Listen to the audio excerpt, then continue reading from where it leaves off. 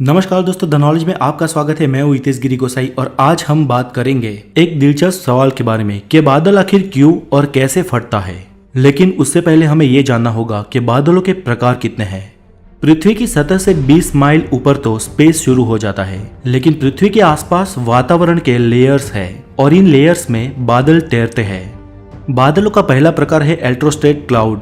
ये पृथ्वी की सतह से 2000 से 6000 फीट की ऊंचाई पर तैरते हैं। ये बादल बहुत ही तेज गति वाले होते हैं और तीव्रता से अपना आकार बदलते हैं और बहुत जल्द ही बरस जाते हैं।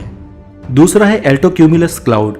एल्टोक्यूमुलस क्लाउड्स एल्टोस्ट्रेट्स के भाई जैसे ही होते हैं। वे भी 6000 फीट की ऊंचाई तक ही मंडराते हैं, लेकिन छोटे और सुनहरे किनारे वाले होते हैं। सूरज के प्रकाश में इनका दृश्य मनमोहक लगता है।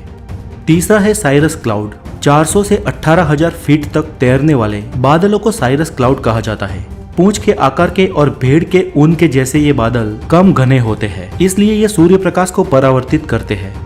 बादलों का चौथा प्रकार है सिरिक्यूमुलस क्लाउड। सिरिक्यूमुलस क्लाउड्स लगभग 20000 फीट तक की ऊंचाई तक ही उड़ते हैं। ये बादल बिखरे हुए और समुद्री लहरें जैसे होते हैं और ये छोटे छोटे बादल मिलकर एक बड़ा समूह बनाते हैं। पांचवा प्रकार है सिरोस्ट्रेट्स क्लाउड। 18000 से 50000 फीट तक की ऊंचाई पर भ्रमण करने वाले बादलों को सिरोस्ट्रेट्स क्लाउड कहा जाता है। ये बादल बहुत ही घने और फैले हुए होते हैं और इन बादलों के घेराव के कारण अंधेरा छा जाता है, मौसम गमगीन बन जाता है और इन बादलों के आधार पर भारी से अति भारी बारिश की आगाही की जाती है। अगला है क्यूमुलोनिम्स क्लाउड। धरती की सतह से 50000 से 70000 फीट तक की ऊंचाई पर उड़ने वाले बादलों को क्यूमुलोनिम्स क्लाउड कहा जाता है। ये बिजली, तूफान और बवंडर के लिए जवाबदार होते हैं और इन्हें ममार्ट्स भी कहते हैं। इन बादलों के आधार पर तूफान की आगाही की जाती है।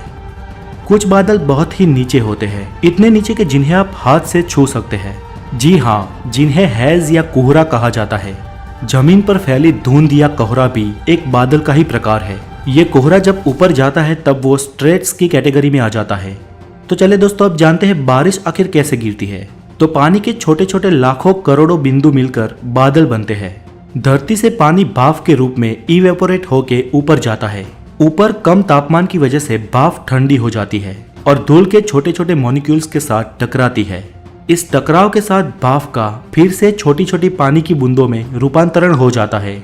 इस तरह पानी के लाखों बिंदु मिलकर बादल बनते हैं और ये बादल इतने भारी होते हैं कि वो आसानी से हवा में तैर नहीं पाते और धरती पर बारिश के रूप में बरस पड़ते हैं। कम टेम्परेचर में बारिश की ये बूंदें हवा में ही जम जाती है, जिसके कारण स्नोफॉल होता है या फिर ओले गिरते हैं। इतनी पर्याप्त जानकारी के बाद दोस्तों, अब हम हमारे सवाल पे आते हैं कि आखिर बादल क्यों फटते हैं। बादल फटने पर बड़े पैमाने पर नुकसान होते हुए आपने जरूर देखा होगा और ऐसी आपदा में दुख के साथ आश्चर्य भी होता है कि आखिर ऐसा कैसे होता है।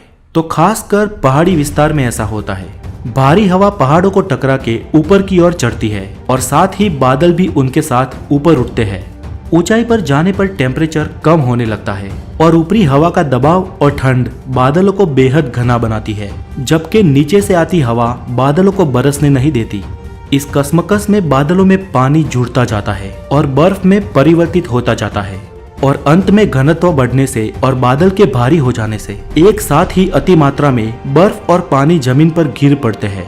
जो पानी कई सप्ताहों और महीनों तक धीरे धीरे गिरना चाहिए, वो महज कुछ ही घंटों में एक साथ गिर पड़ता है और इतने सारे पानी से कई सारे बड़े बांध टूट जाते हैं और विपुल मात्रा में पानी चारों ओर कहर बन के टूट पड़ता है, जिसे हम बादल का फटना या क्लाउड बर्स्ट कहते हैं। तो दोस्तों, आज के लिए इतना ही। अगर आपको ये जानकारी अच्छी लगी हो तो लाइक करें, शेयर करें और हो सके इतने कमेंट करें। और अगर आप नए हैं तो द नॉलेज को जरूर सब्सक्राइब करें। आपकी शुभकामनाओं के साथ फिर मिलेंगे। Have a good day, take care.